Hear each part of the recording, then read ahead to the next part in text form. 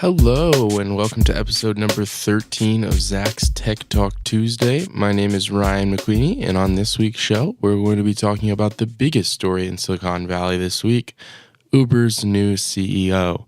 On Monday, TechCrunch reported that the ride-hailing giant's board reached the decision to offer its vacant CEO position to longtime Expedia chief executive Dara Khosrowshahi. Khosrowshahi has been at the helm of the online travel booking company since its spin-off from IAC in 2005.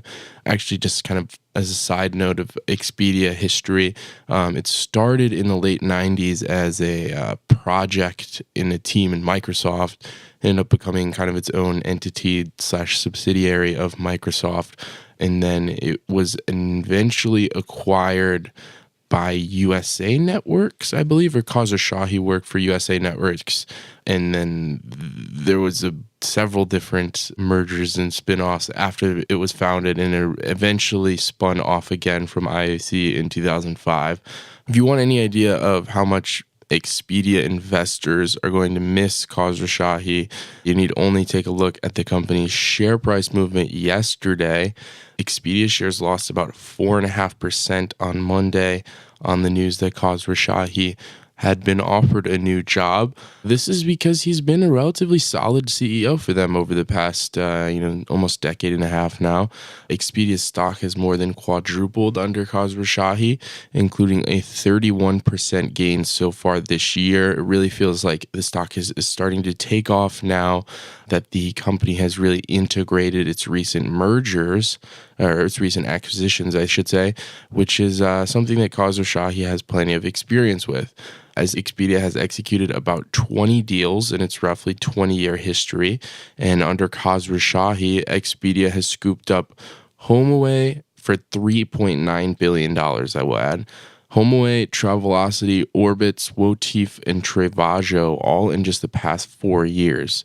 I wanted to let that sink in for a second because as competition in the ride-hailing space continues to heat up, acquisitions could very well become a larger part of Uber's strategy.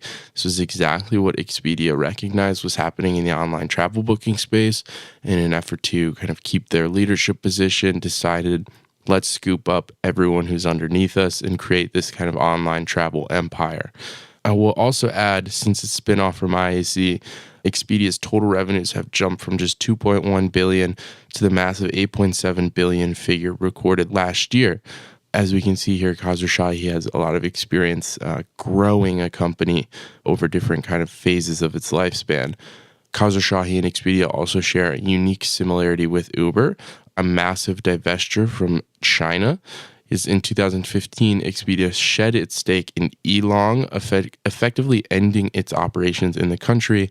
And of course, we will remember that Uber last summer decided to sell its China operations to Didi.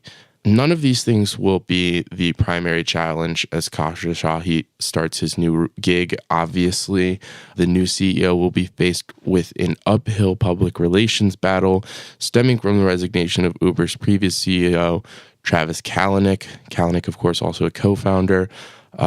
This was all as a result of an internal investigation into widespread claims of sexual harassment and misconduct.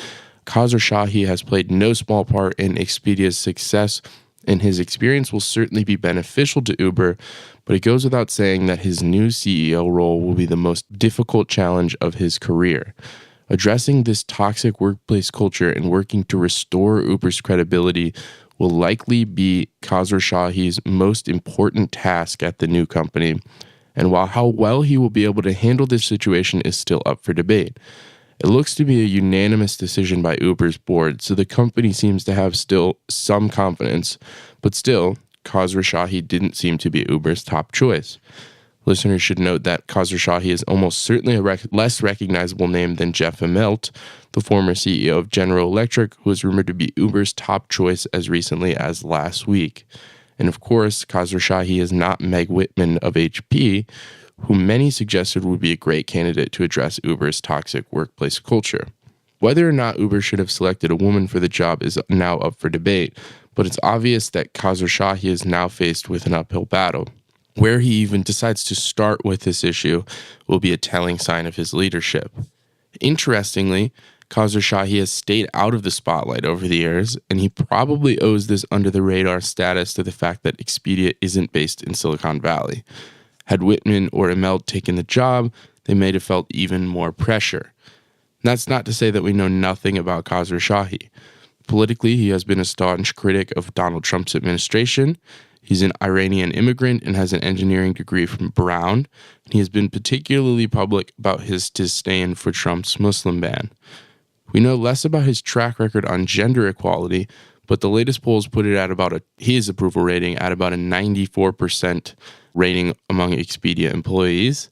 And he can bet he'll be answering the gender equality and workplace culture questions as soon as he officially takes over. It'll be really interesting to see and watch this transition.